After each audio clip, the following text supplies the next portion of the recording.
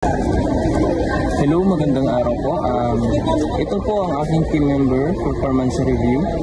Ako nga po pala si Gamer Jacinto. Isang taon na po ako rito.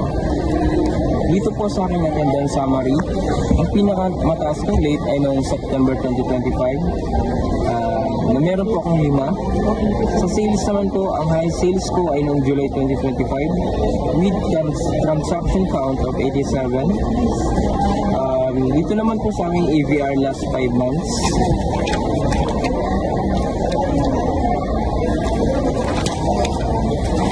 Bumaba ang AVR ko last month ng 3. Ang mga AVR ko ay mostly about incomplete fill-ups, ROM no posting. Upang maiwasan po ito, kailangan gawin ang mga naibigay na tungkulin and make sure na complete fill-up ang mga forms. And dito naman po sa active IR ko, report by Ma'am Cherry. Ito po yung issue ko last month na sa 2 busted spotlight sa Tubigaraw.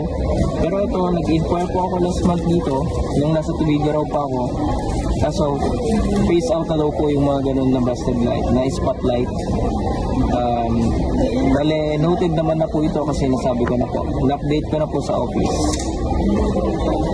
Dito naman po sa aking sales demo.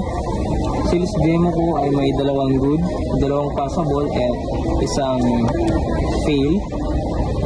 Tapos 2 NI. Yung drinkware, shirts, yun lang po. Sa workshop ko naman po ay may isang good, 9 satisfactory, at 5 needs improvement. Sa pool, wala naman po akong pool. May improve ko po ito sa pamamagitan ng ating pakikinig at dapat maging observative sa lahat ng bagay. And syempre, dapat natin pag-aralan yung mga ating mga products sa store. Dito po sa aking quiz performance analysis, ang quiz ko ay meron po akong 5. Good ako sa pen and notebook and sa inventory quiz. Yan po yung mga topic. Passable ko naman po ay 5 and so far wala naman po akong 4. Dito naman po sa coworker review, meron akong average na 2.38 which is passable. Ito po yung mga na-check.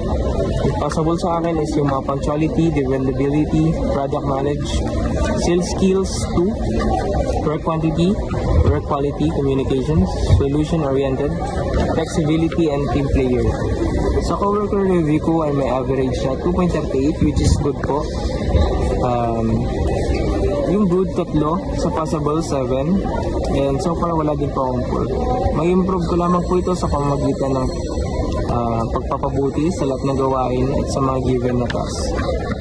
And dito naman po sa check as applicable, meron akong positive comment sa akin na 9 at sa negative is 5. At ito pa yung mga comments.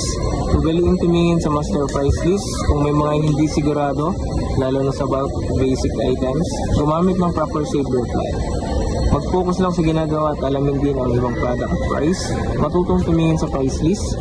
Magpusa lalo kapag madaming customer. Makinig sa YC minsan. Maasahan din kapag may mga pinaka-print kami at pinaka-edit. Be attentive and paki-improve ang sales. General comment ay, base sa nabasa ko po, dapat matuto akong tumayo sa sarili kong mga paa. Learn to be independent and syempre makinig ng mabuti. Sa self-awareness ko naman po, ang dapat ko po i-improve ay aking sales and skills sa marketing and also to be attentive at all times. Happy naman po ako sa nabanggit tungkol sa akin at gusto ko po pong magkaroon ng progress sa trabaho ko. Yun lamang po. Salamat.